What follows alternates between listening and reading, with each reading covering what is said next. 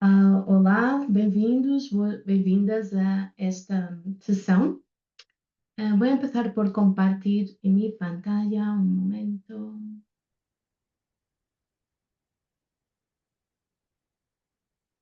Eh, Bienvenidos a todos a este webinar de simulación y seguridad del paciente, claves para una formación más efectiva. Este webinar fue coordinado y organizado por el Departamento de Healthcare Education de Elsevier.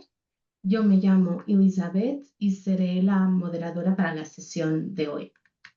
Vamos a empezar primero con algunas instrucciones o indicaciones generales.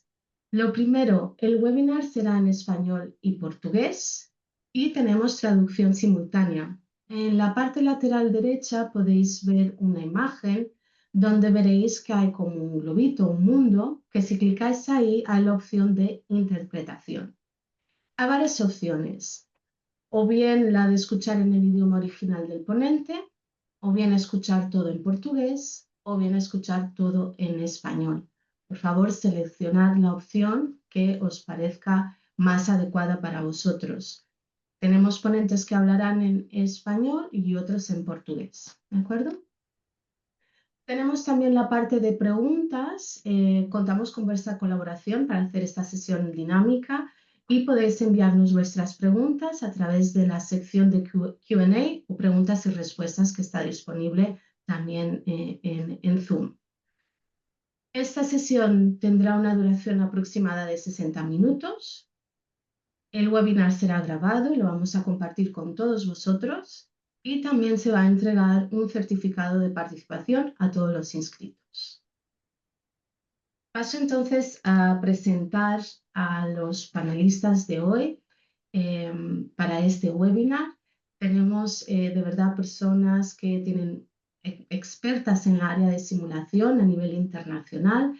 Tenemos la doctora Carla Sacoto, da Faculdade de Medicina da Universidade do Porto, o Dr. Renato Espadaro, diretor do Departamento de Laboratórios da Universidade 9 de Julho, no Brasil, la doctora Lucero Quintana, directora del Centro de Simulación de la Universidad de Anáhuac, en México, el doctor Joaquín García Stein, presidente de la SEDEM y también profesor de la Universidad de Murcia, en España, el doctor Enrique Arana, profesor del Centro de Simulación Médico de la Universidad Anáhuac, en México, y Laís, también nuestra compañera de Elsevier, Laís de Holanda Junqueira, que trabaja en áreas de estrategia y salud y seguridad del paciente.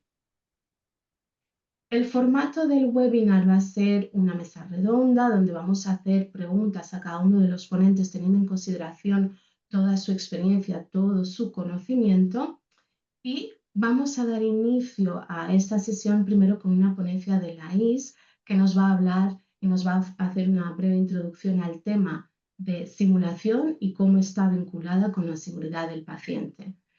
Por isso, eu vou deixar de partilhar e passo então a palavra a Laís.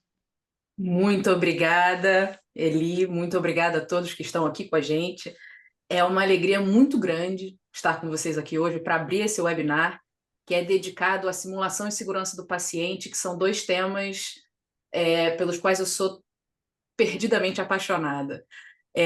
Eu sou Laís Junqueira, sou gerente de qualidade e segurança do paciente e inovação aqui na Elsevier. Eu também sou membro do Conselho Científico da Sobrasp e dos GTTs de Doenças Emergentes e Diversidade e Equidade. Sobrasp, para quem não conhece, é a Sociedade Brasileira para a Qualidade do Cuidado e Segurança do Paciente. Eu sou membro honorário da Fundação para a Segurança do Paciente no Chile e membro da Associação Internacional de Profissionais de Inovação. E todos esses lugares me permitem trocar com pessoas que também são apaixonadas por melhoria da qualidade do cuidado, por melhoria da segurança do paciente. E eu fico muito contente de estar aqui hoje, porque quando eu recebi o convite, né, que a gente começou a conversar na Elsevier sobre esse webinar, sobre esse painel, o que me deixou muito feliz e emocionada até de estar aqui foi lembrar, há muitos anos eu fui a eventos, eu tive a oportunidade de trocar muito de perto com o professor Walter Mendes, e ele era um dos grandes defensores de que a segurança do paciente tinha que ir para a universidade, né? Que a gente tem que começar do começo. Então, eu fico muito feliz de estar aqui hoje.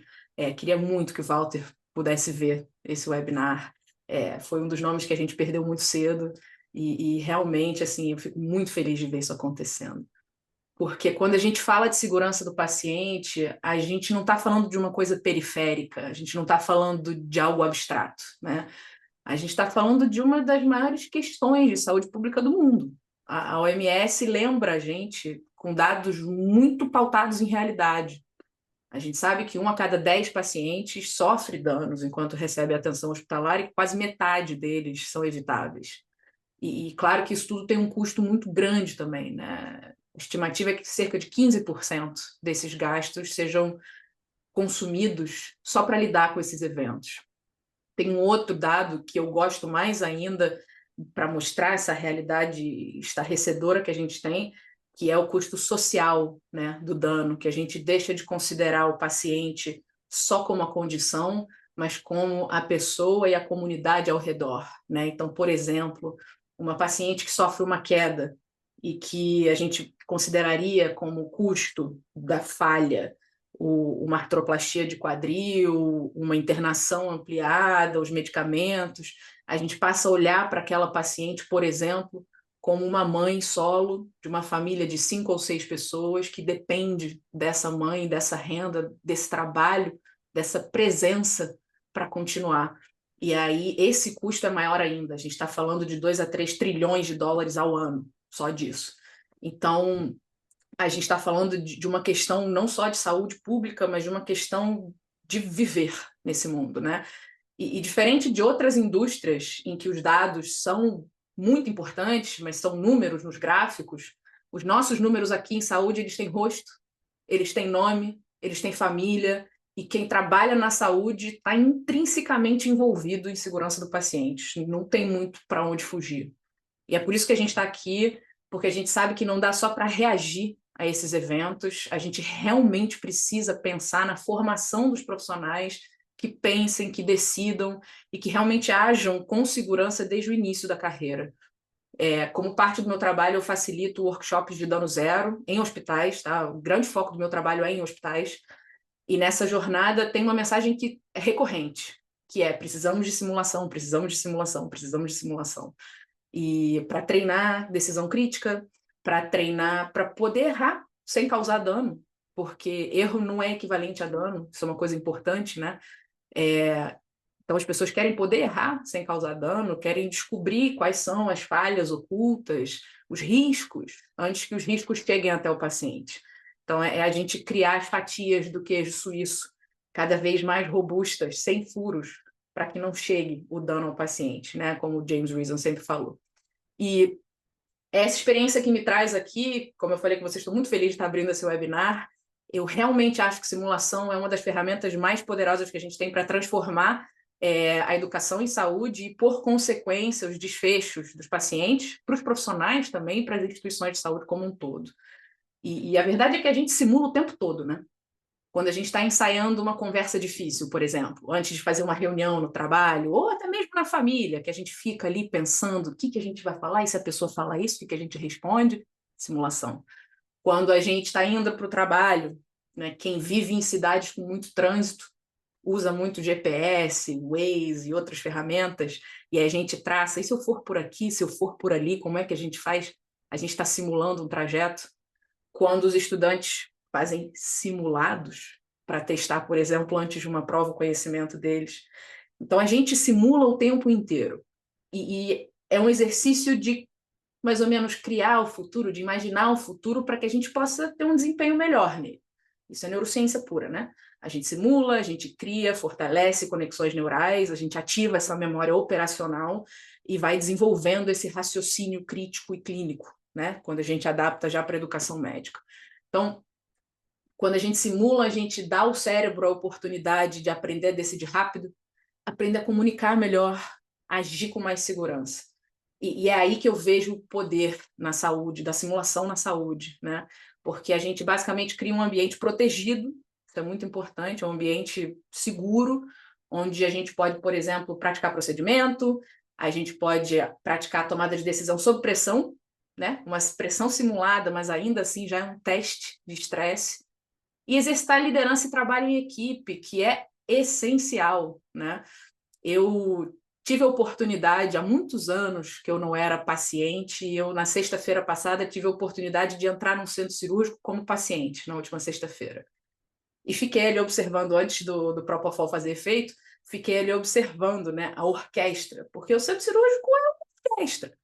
Todos os envolvidos ali, desde a porta da unidade, é uma orquestra que precisa funcionar do começo ao fim, sem engasgo, sem erro de tom, sem erro de instrumento. Então, essa oportunidade de simular essa orquestra, eu tive a oportunidade, o Dr. Renato vai falar mais tarde, o professor Renato Spadaro, ele me levou no centro de simulação da Uninove, onde eu pude ver também um pouco dessa simulação da orquestra, foi muito bacana estar lá. Então, a gente tem um ecossistema enorme de ferramentas, né, que permitem que a gente teste a simulação. Não é só tecnologia, realmente uma estratégia pedagógica completa, e eu tenho certeza que os nossos palestrantes vão falar um pouco mais sobre isso. E nas universidades tem realmente um papel transformador e fundamental. E assim como na aviação, né, que a gente tem estudos e literatura e tem muita coisa, acho que todo mundo aqui já viu um simulador de voo. Eu acho que a ideia é justamente a gente poder dar aos profissionais, né, novos, a oportunidade de aprender, de errar sem causar danos ao paciente, de ir ficando cada vez mais confortável, né? Eu acho que a simulação ela acaba sendo a ponte entre a teoria e a prática, e é uma ponte de confiança. Então, acho que a gente pode treinar para cuidar com mais segurança, mesmo com essa complexidade enorme, com a pressão diária que é. Então, eu queria agradecer também a todos os colegas que vão aqui partilhar suas experiências, porque realmente eu acho que vai ser uma conversa muito inspiradora e um passo fundamental rumo ao dano zero, né? Que é o tema, enfim, é o caminho que a gente traça em segurança do paciente. Muito obrigada. Eli, vou passar a palavra para você de novo, já ansiosa para ver todas as colaborações dos nossos panelistas. Com certeza. Muito obrigada, Laís, por esta introdução, por estes exemplos que nos deste de como a simulação está tão presente na nossa vida e quais são os efeitos positivos que pode ter. E agora vamos passar então às perguntas já para os nossos panelistas, para os nossos palestrantes, onde vamos falar do uso da simulação agora sim no contexto da universidade, no contexto da educação médica. Eu vou então começar precisamente pela doutora Carla Sacoto. Tenho uma pergunta geral, vai ser a mesma para a doutora Sacoto e depois vai ser a mesma para o doutor Henrique. Eu vou começar por si, doutora Carla. Vamos falar um pouco sobre o uso atual da simulação e qual é o impacto positivo. A pergunta que tenho para si é: pode compartilhar como a simulação está atualmente integrada na formação médica em Portugal, no caso no seu país? E a segunda pergunta, ou seja, o seguimento é: e pode dar-nos um exemplo de uma prática de destaque em simulação médica que tenha tido um impacto positivo na aprendizagem e na interação e motivação dos estudantes? Obrigada, Elizabeth. Boa tarde a todos. Em primeiro, agradecer o convite. É um prazer estar aqui também a partilhar a minha experiência e a aprender com todos. Começando pela sua primeira pergunta, a simulação clínica em Portugal tem crescido de uma forma muito expressiva nas últimas 2 décadas. Atualmente podemos considerar que existem mais ou menos 25 centros formais de simulação espalhados por todo o país, e estes centros estão integrados quer em hospitais, quer em instituições de ensino superior.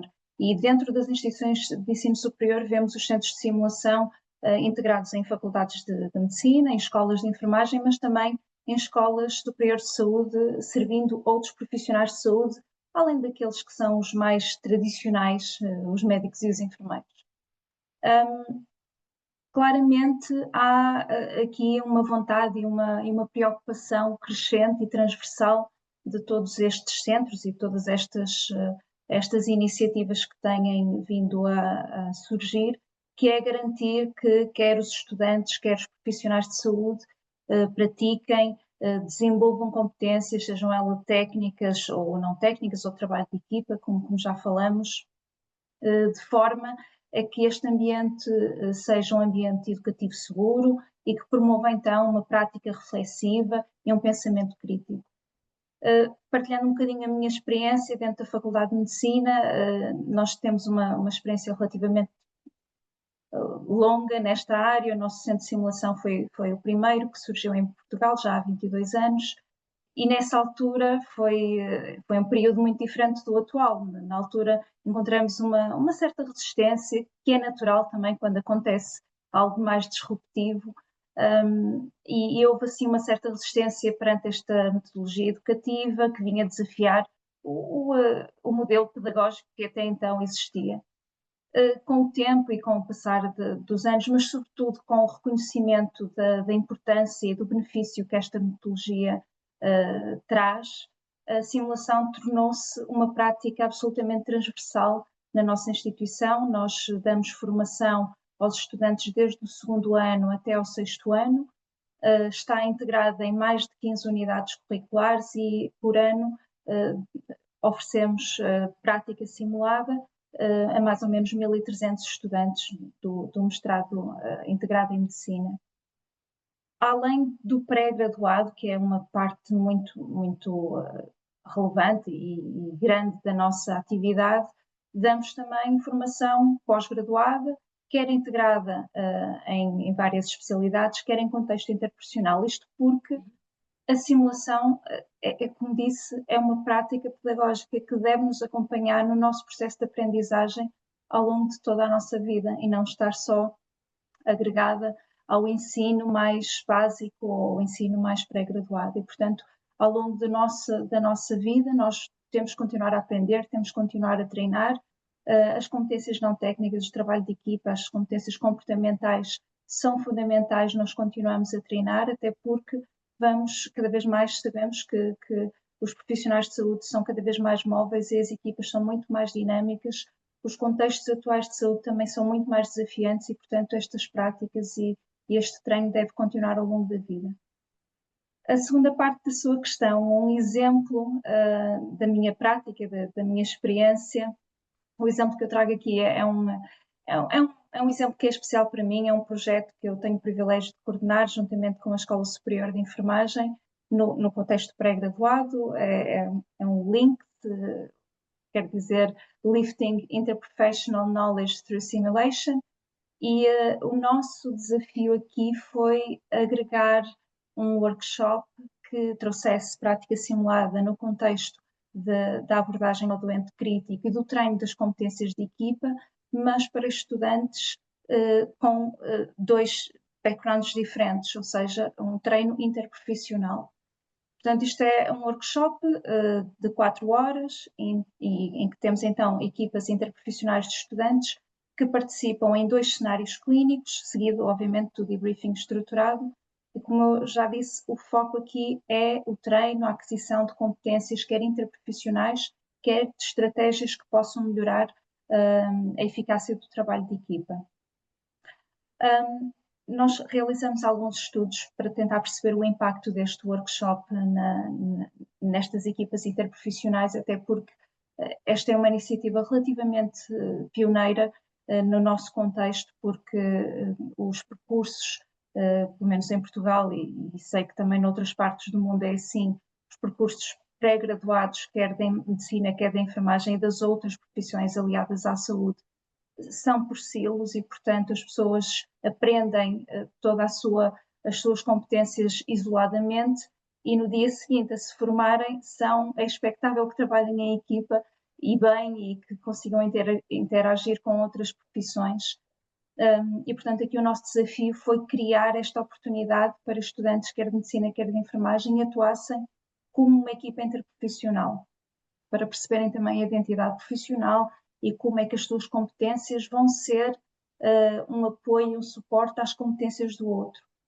Portanto, nós fizemos um estudo recente, é um estudo que está em fase de publicação, para tentar perceber se havia aqui um benefício deste workshop, que é um workshop curto, só de 4 horas. E encontramos na autopercepção que os estudantes tiveram sobre a aquisição das suas competências interprofissionais, encontramos uma melhoria significativa em ambos os grupos profissionais, ou seja, quer nos estudantes de enfermagem, quer de medicina. Mas mais do que esta autoperceção, como sabemos, é sempre muito subjetiva, nós avaliamos com avaliadores independentes a performance destas equipas nos dois cenários e observamos uma evolução marcante num conjunto de competências de trabalho de equipa, nomeadamente naquelas relacionadas com a comunicação. Em algumas delas observamos uma melhoria de 45% do primeiro para o segundo cenário, e em aspectos como a partilha ativa de informação, a comunicação em circuito fechado, o cross-checking entre a própria equipa. E só para trazer estes resultados, porque eles ilustram como a simulação pode ser tão impactante e tão transformativa, mesmo que quase que podemos dizer administrada em pequenas doses, como foi o caso deste workshop, e era isto que eu gostaria de partilhar convosco. Obrigada, doutora Carla, e parabéns pelos excelentes resultados e por comentar também a questão de como a simulação pode apoiar nesta questão do trabalho, não é, ou das competências interprofissionais. Eu vou então fazer a mesma pergunta ao doutor Henrique y voy a pasar por español. Doctor Enrique, la misma pregunta que he hecho a la doctora Carla. No sé si quiere que repita en castellano, como usted prefiera. O la puedo hacer. La idea es si puede compartir cómo se integra actualmente la simulación en la formación médica en México y también si nos puede compartir un ejemplo de una práctica con efectos muy positivos, con un impacto muy positivo en simulación médica y que tenga un efecto positivo para el aprendizaje y compromiso de los estudiantes. 5 Claro que minutos, por sí. favor, doctor Enrique. Buenos días desde México. Primero que nada, muchas gracias por la invitación. Es un honor estar aquí, pues, con ustedes para darles desde nuestra experiencia cómo manejamos la simulación. Pues complementando un poco lo que le decía la doctora, realmente en México ya hemos dado cuenta que la simulación ya no es un lujo, sino es un pilar de la educación por competencias y la seguridad del paciente, ¿no? Como bien se comentó en la introducción. Dentro de nuestra sede, en la Universidad Anáhuac de Querétaro, aquí hemos implementado un modelo que está integrado de forma escalonada, es decir, nuestros alumnos a partir de quinto semestre es de forma obligatoria su asistencia a la simulación, teniendo principalmente rotaciones clínicas como lo son las troncales, ¿no? Psiquiatría, urología, medicina interna, urgencias, entre otras. Pero no nos quedamos con esa parte, sino que tenemos además lo que es una agenda donde los alumnos pueden llegar y ver el catálogo de nuestras prácticas. Contamos con más de 50 prácticas, tanto deliberadas como de simulación clínica basada en casos, donde los alumnos desde primer semestre, es decir, ellos llegan sin conocimiento prácticamente de medicina, pero con mucha emoción, ¿no? De conocer qué es este mundo de la medicina y de la simulación. Así que son de los que más tenemos aquí dentro del centro de simulación. Ellos agendan y pues prácticamente vienen las veces que ellos consideren necesario o hasta que ellos pues les salga lo que es la parte de la práctica, ¿no? Nuestro objetivo o principalmente nuestro sustento es guiarnos a través de la triada que contemplamos lo que es el pre-briefing, el desarrollo del escenario y como tal un debriefing. Nosotros utilizamos lo que es el modelo de PERLS, que es promover una excelencia en la reflexión del propio alumno, ¿no? O sea, que el alumno se dé cuenta de qué puede mejorar para que nosotros no se sienta, como decía la doctora, en un ambiente, pues, difícil, ¿no? Sino que se sienta en un ambiente seguro, donde todo sea controlado y él le queden esas motivaciones de seguir aprendiendo. Otro de los modelos que utilizamos es el Delta Plus. Por el tiempo de nuestras simulaciones, normalmente tenemos de 60 a 90 minutos, dependiendo el grupo y el objetivo de las prácticas. Pero lo que nos hemos dado cuenta aquí es que utilizamos ese tipo de modelos para que el alumno vaya mejorando dentro de la pirámide de Miller y podamos tener desde el saber cómo, hasta el mostrar cómo es que el alumno lo hace previo a enfrentarse a un paciente real, ¿no? Y también se preguntarán cómo es que lo evaluamos o qué tanto le damos dirección a esa parte, ¿no? Nosotros lo evaluamos mediante algún examen clínico objetivo, en caso de ya alumnos cuando son ya prontos a egresar, o también utilizamos rúbricas y listas de cotejo durante las simulaciones de clínicas y de básicas, ¿no? Esto porque ya que no les queremos poner alguna ponderación que sea nada más por lo que el facilitador piensa, sino que esté sustentada en ciertos rumbros que el alumno tiene que ir, pues, llegando a hacer para llegar tanto al diagnóstico, hacer un abordaje correcto, dar un tratamiento. Todo esto depende de los objetivos que tengamos, ¿no? Nosotros también entrenamos algunas destrezas técnicas y sobre todo habilidades no técnicas como son en las prácticas deliberadas. Y también nos gusta mucho practicar la comunicación basadas en sus siglas en inglés, SBAR, que significa situación, antecedentes, valoración y recomendación, ¿no? ¿Esto por qué? Porque es importante, porque nosotros podemos reducir la variabilidad y los riesgos cuando un alumno se enfrente a un paciente real como tal, ¿no? Y respondiendo a su segunda pregunta, una de nuestras prácticas sobresalientes dentro del programa de medicina de la Universidad de Anáhuac es el programa de urgencias. En esta simulación replicamos lo que son las causas más frecuentes de ingreso de los pacientes en México, ¿no? Basado en epidemiología, implementando la atención a síndromes coronarios, déficits neurológicos, algunas intoxicaciones, pacientes politraumatizados. Dentro de esta simulación, nosotros usamos lo que son simuladores de alta fidelidad, monitoreo en tiempo real, fármacos simulados, contamos con una sala de urgencias, una área de choque.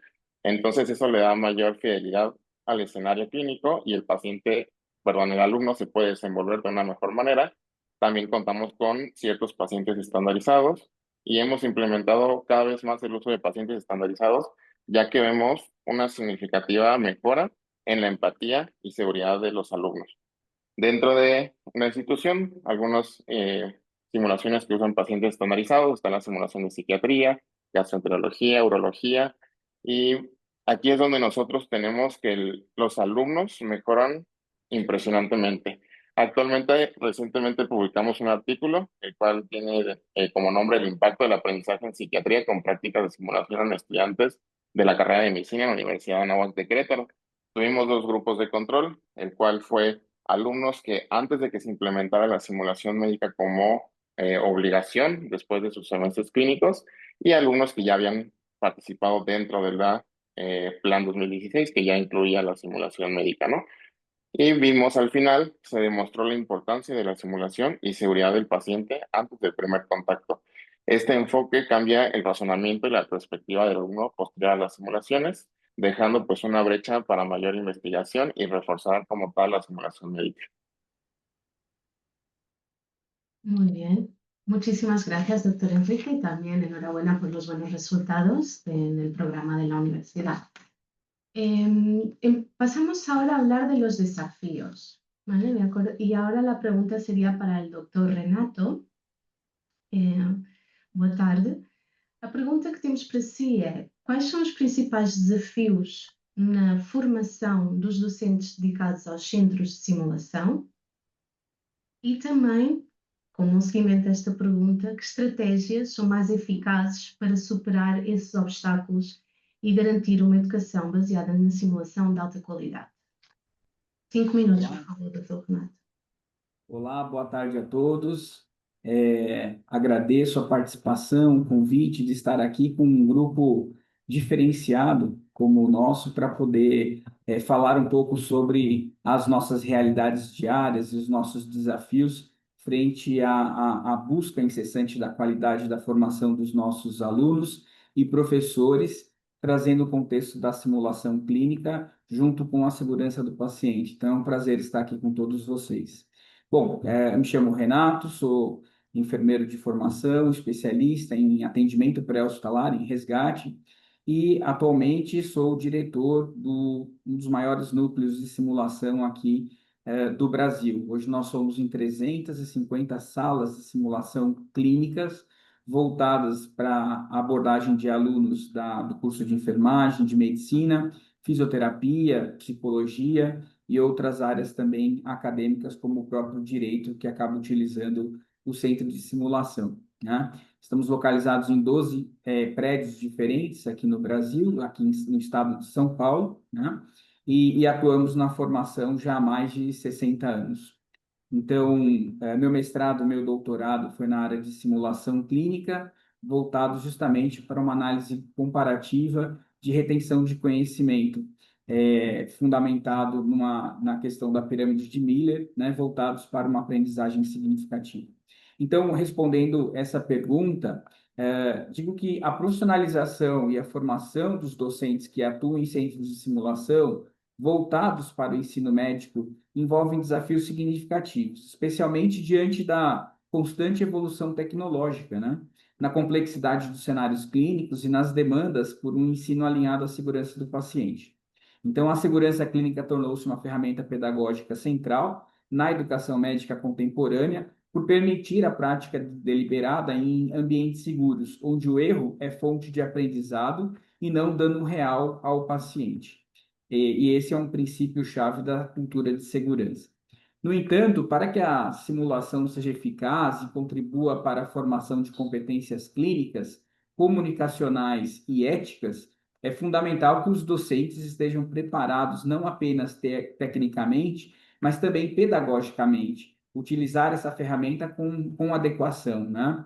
Então, isso inclui o domínio dos recursos tecnológicos, como simuladores de alta fidelidade, plataformas de realidade aumentada, bem como a capacitação de conduzir debriefings estruturados e também as avaliações formativas e a facilitação da aprendizagem reflexiva e colaborativa.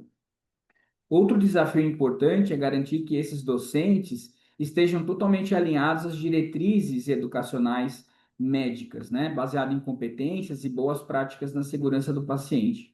Isso exige um modelo de educação permanente que vá além de treinamentos pontuais, sustentado em estratégias que são institucionais, tanto de capacitação contínua como supervisão, acompanhamento e avaliação do desempenho docentes. E quando nós falamos em estratégias, nós aqui da Universidade 9 de Julho, da Uninove, nós temos algumas rotinas e algumas práticas, experiências diárias para construir essa relação entre o docente e a simulação, para que todos esses desafios sejam superados diariamente. Então, para superar esses desafios relacionados à formação docente para garantir uma educação baseada em simulação de alta qualidade, diversas estratégias têm se mostrado aqui para nós, especialmente no contexto de ensino médico e na promoção da segurança do paciente. Então, na nossa experiência, estruturamos uma área de formação continuada, voltada aos docentes e facilitadores da simulação clínica, com o apoio de uma analista de ensino responsável pelo monitoramento sistemático de indicadores relacionados ao uso do laboratório e a eficiência operacional ao impacto nas atividades do processo de ensino e aprendizagem. Esses dados subsidiam decisões pedagógicas operacionais, permitindo intervenções ágeis por meio de ciclos rápidos de capacitação, né, que é o Just-in-Time Training, e promovendo a melhoria contínua. Além disso, adotamos algumas estratégias complementares, como o desenvolvimento de competências pedagógicas específicas para a simulação, incluindo treinamento em facilitação de cenários, condução de debriefings estruturados e estratégias de avaliação formativa baseada em competências clínicas e comportamentais. A validação pedagógica de técnicas de cenários de simulação, com revisão periódica, garantindo o alinhamento com os objetivos curriculares e as diretrizes de educação médica praticadas dentro do Ministério da Educação. Implantação de grupos e de orientações de discussão para a simulação, promovendo a troca de experiência e a construção coletiva de conhecimento e o suporte mútuo no enfrentamento dos desafios diários. A promoção de atividades de simulação interprofissional, incentivando a colaboração de diferentes áreas de saúde e reforçando a importância da comunicação efetiva e do trabalho em equipe na prevenção de eventos adversos. E a implantação de um grupo de pesquisa dentro do programa de pós-graduação em stricto sensu, que é o mestrado e doutorado em educação, voltados com a linha de pesquisa simulação clínica, para aprimoramento de estudos e pesquisas na área, para que nós possamos evoluir cada vez mais nesse processo, né? Essas estratégias, quando combinadas, contribuem não apenas para a qualificação dos docentes, e para a excelência do ensino, mas também para a formação de profissionais mais preparados para atuar com competências e segurança na prática real, fortalecendo a cultura de segurança desde o início da formação médica. Muito obrigada, Dr. Renato, por partilhar essas estratégias que têm funcionado, também a importância, né, de uma formação continuada ao longo do tempo nesta área e também a necessidade de implementar uma cultura de segurança desde o início na formação médica e também das outras áreas das ciências da saúde. Vou então passar para o Dr. Joaquim. Vamos a hablar ahora un poco sobre metodologías pedagógicas. Algunos de los ponentes ya han ido hablando de distintas metodologías, pero la pregunta es para usted, doctor Joaquín, y la voy a hacer. ¿Cómo influyen diferentes metodologías pedagógicas, el aprendizaje experiencial, la práctica deliberada y el debriefing reflexivo en la efectividad del entrenamiento en simulación médica? ¿Y qué enfoques han sido más impactantes en su experiencia? 5 minutos también, por favor. Muchas gracias. Sí, por supuesto. Buenas tardes desde España. Buenos días a los que nos siguen desde el otro lado del Atlántico. Muy agradecido a Elsevier por contar conmigo, un educador médico al fin y al cabo. No tengo tanta experiencia en simulación como en educación médica y entonces para mí, aunque conozco desde luego el tema bastante en profundidad, pues es muy interesante poder hablar de estas metodologías pedagógicas, como Eli acaba de mencionar, el aprendizaje experiencial, la práctica deliberada y el debriefing reflexivo, que, en mi opinión, han transformado la efectividad en el entrenamiento mediante la simulación médica, resaltando el desarrollo de las competencias clínicas, el juicio crítico y las habilidades interpersonales. En la experiencia acumulada y en la literatura reciente, los enfoques que combinan la práctica deliberada con el debriefing reflexivo resultan especialmente impactantes para consolidar el aprendizaje y desarrollar profesionales más seguros y competentes, que de eso se trata. Por ejemplo, la integración de la simulación clínica con las metodologías activas, como el aprendizaje experiencial, favorecen la transferencia de habilidades al entorno real, permitiendo que los estudiantes experimenten, fallen y aprendan en un entorno seguro. Muchos estudios revelan que la simulación aumenta la adquisición de conocimientos, reduce el estrés y mejora la autoeficacia en los procedimientos médicos, comparado con, desde luego, los métodos tradicionales. A su vez, la práctica deliberada, que se caracteriza por la repetición intencionada de tareas con retroalimentación específica, produce mejoras significativas en el rendimiento clínico y en el juicio profesional. Los ciclos rápidos de práctica deliberada aceleran el desarrollo de las competencias concretas, como por ejemplo el manejo de urgencias y las habilidades psicomotoras, con desempeños notablemente superiores en los estudiantes que las vivenciaron. La simulación médica, al recrear escenarios clínicos auténticos, constituye el núcleo del aprendizaje experiencial, permitiendo que el estudiante pruebe estrategias de resolución de problemas, reciba retroalimentación y reflexione sobre sus actuaciones. Este enfoque promueve, desde luego, cambios de conducta observables y mejora la disposición hacia el aprendizaje de procedimientos complejos. Igualmente, el debriefing reflexivo es una fase crucial en el proceso de simulación, de tal manera que maximiza la consolidación del aprendizaje. Cuando lo realizamos de forma estructurada, empleando elementos de buen juicio y representaciones gráficas, ayuda al estudiantado a identificar fortalezas y áreas de mejora, a reducir la ansiedad y a favorecer el trabajo colaborativo. Tanto los debriefing orales como los asistidos por vídeo, realizados en ambientes psicológicamente seguros, han mostrado ser efectivos para mejorar el desempeño y fomentar la reflexión crítica.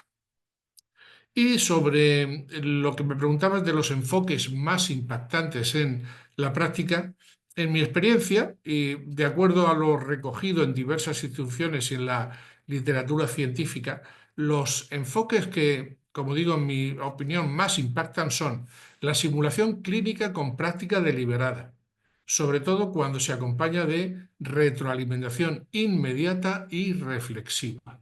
Muy importante. El debriefing reflexivo, preferiblemente que sea estructurado y centrado en habilidades de buen juicio y seguridad psicológica. El uso combinado de estos dos métodos, enmarcados en un entorno experiencial y seguro, potencia el desarrollo profesional y la confianza del estudiante en contextos reales. Estos métodos generan profesionales capaces de reconocer, analizar y corregir errores. Favorecen la mejora continua y son reconocidos como herramientas esenciales tanto en el grado como en el posgrado, como en la formación especializada. Muchísimas gracias De por nada. sus comentarios y por hablarnos de estas metodologías pedagógicas y como nos ha comentado, entendía que, y la literatura también apoya, que las que tienen más impacto es la práctica deliberada con el debriefing reflexivo. Vamos entonces a pasar y seguimos con, digamos, con las etapas de simulación. Hemos ido hablando de la simulación en sí, del debriefing. Ahora nos vamos a centrar en la parte del pre-briefing y los recursos. Y para eso haré una pregunta a la doctora Lucero Quintana de México. La pregunta es, ¿cómo impacta un pre-briefing bien estructurado desarrollado con la colaboración de expertos en contenido, en la salud mental y confianza de los estudiantes de ciencias de la salud durante la práctica en simulación? 5 minutos también, por favor. Claro que sí, muchísimas gracias. Antes que nada, pues agradecer la invitación, es un honor estar aquí con ustedes. Y pues vamos a la respuesta. Justamente en la simulación clínica, aunque pues en realidad es una práctica que pretende preparar al estudiante para un escenario real, o sea, siendo el puente como entre la teoría y la práctica clínica real, pues suele ser un evento estresante para el estudiante, puesto que puede generar cierta ansiedad, error, o miedo a equivocarse, perdón, cierta confusión. También se expone al estudiante, ¿no? Al estar entre pares, pues va a decir qué van a decir mis compañeros o qué va a decir el instructor. Entonces, sí es muy importante que nosotros seamos claros con las instrucciones para que podamos llevar la simulación lo más estructurada posible y podamos obtener estos resultados de aprendizaje. Entonces, realizar una práctica de simulación sin un buen pre-briefing o preparación, información previa, es como pedirle a alguien que construya algo o que arme algo sin un instructivo previo. Entonces, puede que haya algunas cosas que sean algo intuitivas, tal cual, pero por supuesto que si no somos claros, pues lo más probable es que algo falle o nos desviemos, ¿no? Entonces, si no tenemos un buen pre-briefing, pues difícilmente vamos a llevar a cabo una práctica fluida, dirigida pues justo a los objetivos de aprendizaje que establecimos. Por lo tanto, sí diría que lo más importante de una práctica de simulación justamente es el pre-briefing, pues va a dar esta pauta de qué es lo que tenemos que hacer. Ahora, ¿qué es el pre-briefing? Desde el 2010 tenemos a a la Asociación Internacional de Enfermería para la Simulación Clínica y Aprendizaje, que son los que tienen como más experiencia y han creado los estándares de una práctica de simulación desde el 2010 y tienen una actualización justamente, entre otras cosas, del pre-briefing de este año, del 2025, y nos dice que tiene dos partes principales. Una que es la preparación, que es todo lo que se realiza previo, desde que estamos nosotros planeando la práctica, y otra parte que se llama briefing, que es justo la información previa, pero inmediata a la simulación clínica, en donde vamos a explicar un poco pues, cuáles son las reglas del juego, qué se espera de los estudiantes, los objetivos, etc. Entonces, justamente como les comentaba el doctor Enrique Arana, nosotros en el Centro de Simulación de la Universidad de Anáhuac Querétaro recibimos alumnos de todos los semestres, de primero a octavo. De primero a cuarto solamente son prácticas deliberadas, pero ya de quinto, perdón, a octavo, ya son prácticas que están, pues, como parte de su plan de estudios unidas a las materias clínicas. Entonces, es importante que nosotros le hagamos llegar a los estudiantes la información que ellos necesitan para poder llevar a cabo la práctica de forma adecuada. Cuando son de los primeros semestres, se les comparte la información porque justo como los mencionaba el doctor, lo más probable es que no tengan mucho conocimiento, pero pues por eso nosotros vamos a apoyarles con algún recurso. Y ya cuando estamos hablando de las materias clínicas, que digamos son obligatorias para los estudiantes, también aunque nosotros tengamos una práctica planeada para cierto nivel de estudiante, pues claro que el conocimiento que tiene un alumno del mismo semestre no va a ser el mismo al iniciar el estudio del ciclo escolar que al terminar el ciclo escolar, ¿no? Entonces, es importante que tratemos de homologar este conocimiento y la forma en la que nosotros lo hemos hecho es haciéndoles llegar la información con algunos recursos que pueden ser lecturas cortas, que pueden ser algunos videos y, bueno, sin ningún conflicto de interés, pero sí, la verdad es que nos han sido de mucha utilidad, justamente. ¿Me escuchan bien? Doctora Lucero, no tan bien. De repente, la seguimos escuchando, pero un poquito más bajo. No sé si hubo un cambio en su audio.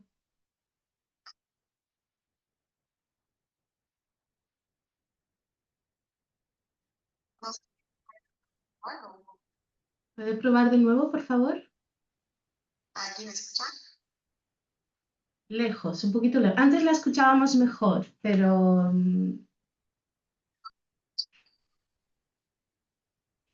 quizás, si le parece bien, doctora Lucero, mientras intentamos ver qué pasó con su audio, voy a empezar con las preguntas a la audiencia. ¿Le parece bien? Porque tenemos varias preguntas, ¿sí? Y retomamos. Pero muchísimas gracias por la parte del pre-briefing y por dar algunos ejemplos de cómo lo estáis haciendo en la universidad. Voy entonces a pasar a las preguntas que tenemos en la parte de preguntas y respuestas.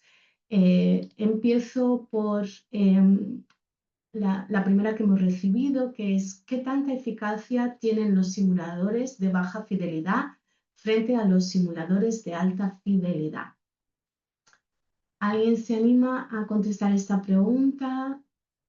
Yo creo que en un principio, doctor Joaquín, veo que... Bueno, los simuladores de alta fidelidad son, como se suele decir, el real deal, ¿verdad? Es lo ideal, bien preparados, con un personal que sepa y que haya preparado bien el caso, pueden ser muy importantes, aunque son caros y requieren mucho tiempo de entrenamiento y mucho personal para llevarlos a cabo. Desde luego, en muchas ocasiones no es necesario llegar a tanto y los estudiantes deben empezar con simuladores de bajo nivel, ¿no? Para ir entrenándose e ir poco a poco. Y cuando ya son estudiantes, diríamos, avanzados, a punto de ir a la clínica, entonces yo sí que considero importante los simuladores de alta fidelidad. Pero, insisto, son caros y requieren mucho entrenamiento y mucho personal para poder...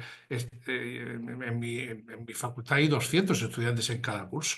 Para pasar 200 estudiantes por simuladores de alta fidelidad, máximo puedes tener 4 estudiantes por grupo. Eso significa 50 repeticiones, ¿no? 50 personas que tienen que repetir, que tienen que dar. Eso cuesta mucho dinero y es un dato importante a tener en cuenta. Por eso los simuladores de baja fidelidad son importantísimos y nunca deben dejarse de lado. De acuerdo, muchas gracias. Doutora Carla, vi que quer também comentar. Sim, só partilhar uma sugestão em relação a esta definição de baixa e alta fidelidade em relação à tecnologia.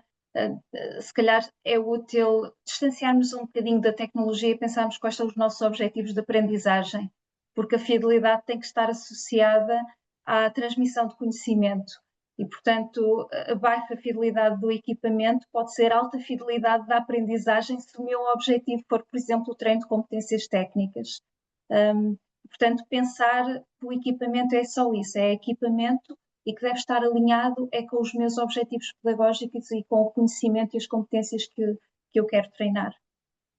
Com certeza. E só reiterar o que o professor Joaquim disse, quanto mais sofisticados, mais caros são, mais pessoal técnico é necessário, mais potencial de acontecerem situações de erro técnico durante os cenários. Acho que todos nós já experienciamos durante o cenário um simulador desligar, ficamos sem o monitor e, portanto, tudo isso também cria um stress adicional e um esforço cognitivo adicional aos docentes.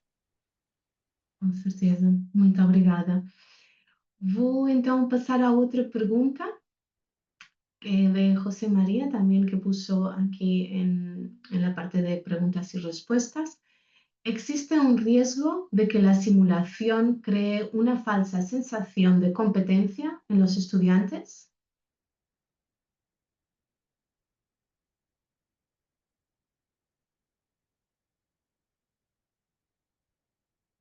Doutora Carla, muito obrigada.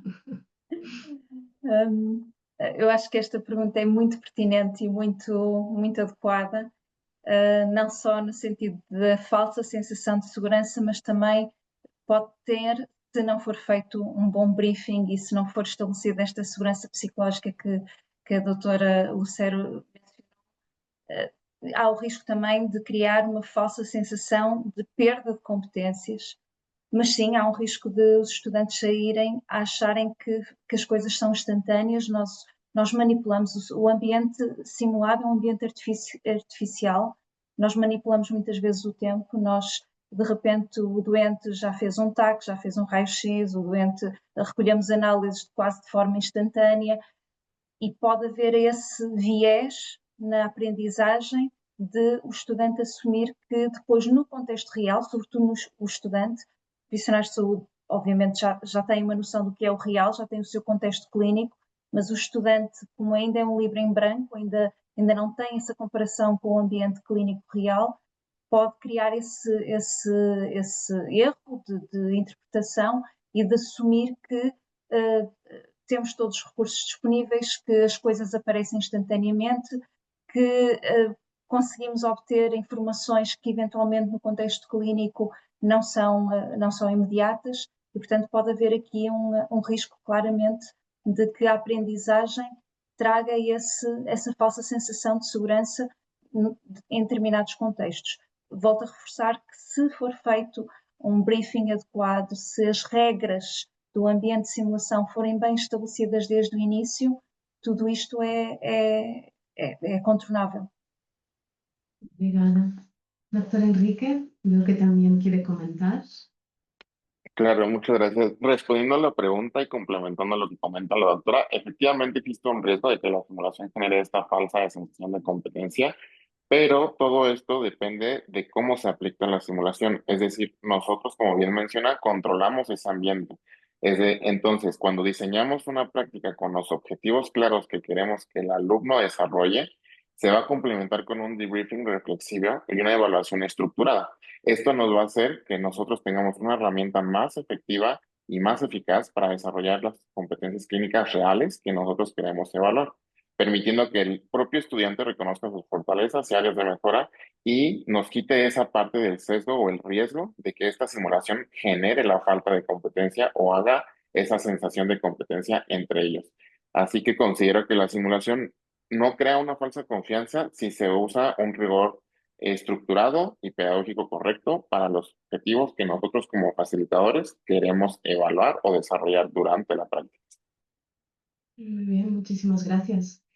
En línea con vuestros comentarios hay otra pregunta de Carla Isabel que dice: no debemos olvidar evaluar la parte de relación médico-paciente en simulación, así como la parte actitudinal, es decir, las aptitudes no son las destrezas. ¿Alguien quiere comentar? Quizás va más relacionado con la parte de la empatía, entiendo, con el paciente. Doctora Lucero. ¿Sí? Gracias, ¿me escuchan bien ahora? Ahora sí, mejor. Ok, perfecto. Justamente estoy totalmente de acuerdo, y dependiendo del tipo de práctica, también, claro, se le pide a los estudiantes pues que actúen como si estuvieran en un entorno real, justamente con la relación médico-paciente. Aquí también voy a entrar un poquito en el pre-briefing, en el que tenemos que hacerles saber que justamente, aunque no sea un escenario real, el paciente estandarizado que está frente a ellos pues espera tener una respuesta como si estuviera tal cual en la práctica clínica. Muchas veces, y eso también hay que hacérselo saber a los estudiantes cuando están en la práctica, voltean con el facilitador para complementar alguna información, y yo siempre les hago la señal de que al estudiante, o sea, al paciente, ¿no? A él es el que tienen que justamente responder las preguntas, hablar en un lenguaje no médico, que sea todo lo más real posible, o cuando estamos ante un simulador, que no dejen el material encima del simulador, que cuiden justamente pues cubrir al paciente y todo esto para que sea como lo más lo más real posible también en ese sentido.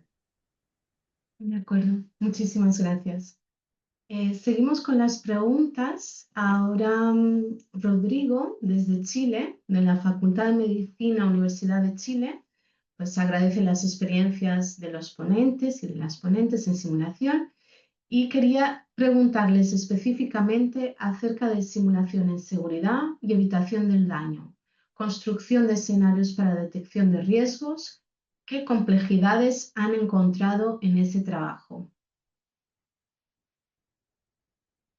Aquí un poco quizás la parte de los desafíos. No sé, doctor Renato, que ya nos ha comentado un poco. ¿Se quer responder, por favor? Está em mute. Sim.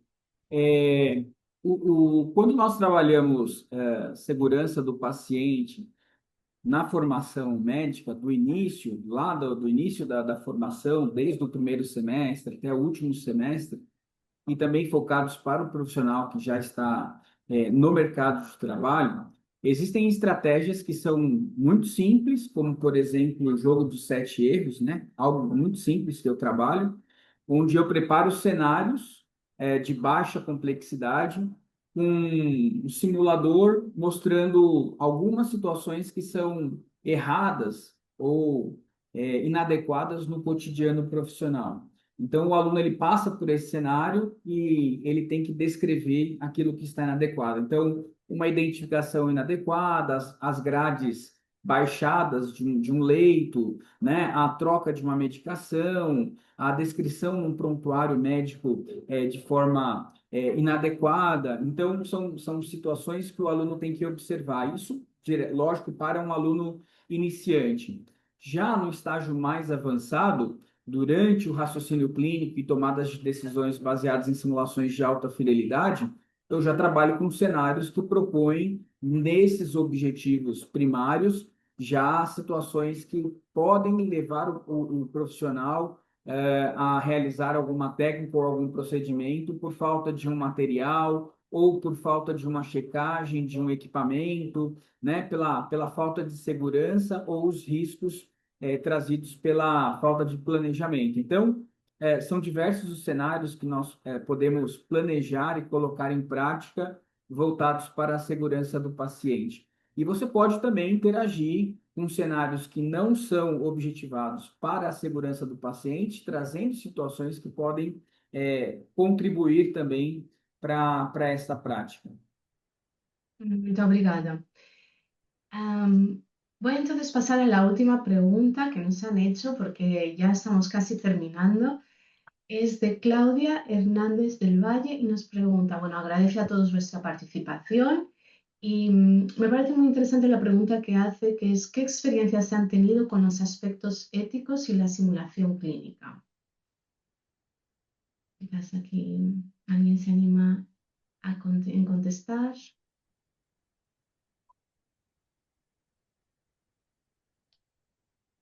Nos ha dejado pensando. Lo del doctor Enrique. Muchas gracias. Terminamos entonces con su comentario, ¿de acuerdo? De acuerdo, muchas gracias por la pregunta. Realmente los aspectos éticos en simulación son fundamentales y complementa un poco la pregunta que habían hecho anteriormente sobre los valores y actitudes del profesional, ¿no? En este caso, del alumno.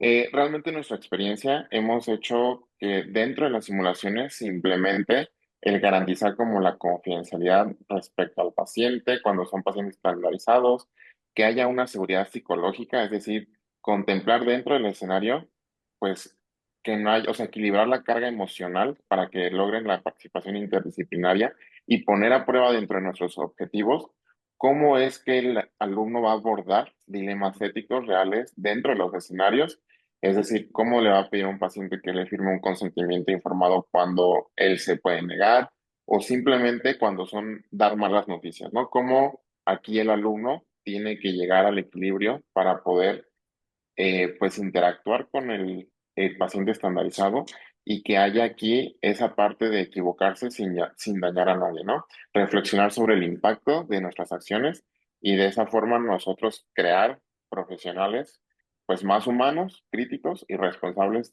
que es lo que también nos ayuda en el ámbito de la simulación. Muchísimas gracias. Pues Se por eu nuestra posso, parte, se eu diga, posso diga. contribuir um pouquinho com essa questão, é sempre importante na simulação alinhar os objetivos, né? Uma simulação bem executada, ela está totalmente alinhada aos objetivos precisos.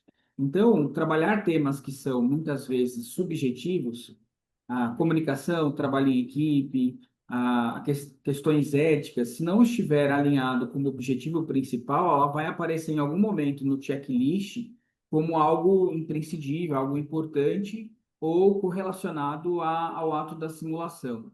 Então, é fundamental que no planejamento do cenário, no momento da preparação do cenário, o instrutor, o facilitador, utilize, então, um checklist que coloque, que pontue, por exemplo, ações esperadas para a segurança do paciente, para a comunicação, para o trabalho em equipe, para os aspectos deontológicos e éticos, porque isso facilita até mesmo o momento de você introduzir um agente da simulação para apoiar esse aluno que está praticando o ato, como um hot seat, um lifesaver, para então contribuir para que esse aluno consiga, de fato, tornar essa experiência mais eficiente. Muito obrigada pelos vossos comentários. Queríamos então, para finalizar, finalizar, perdón, esta sesión. Lo que yo voy a hacer ahora, si os parece bien, voy solo a compartir de nuevo mi pantalla. Un minuto, mientras lo logro hacer.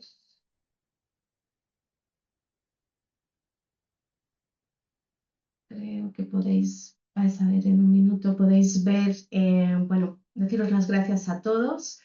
Tenemos aquí nuestros contactos de Omar y mi contacto por si tenéis más preguntas que no hemos podido contestar en el tiempo que teníamos para esta sesión, que me ha parecido súper interesante. Muchísimas gracias a la audiencia por las preguntas que han hecho que la sesión sea mucho más dinámica. Y también comentar que desde Elsevier tenemos soluciones de educación que se adaptan a las diferentes etapas de simulación. Si escaneáis este código QR os va a llevar a nuestra página web, donde vais a poder encontrar más información sobre ellas. Comentar también que, como he dicho al principio, enviaremos la grabación de la sesión, bien como un certificado de participación. Pues muchísimas gracias a todos, os deseo una buena tarde, un feliz día y seguimos en contacto. Muchísimas gracias. Muchas gracias. Gracias, hasta luego. Gracias, obrigada. Graças. Muito obrigada a todos.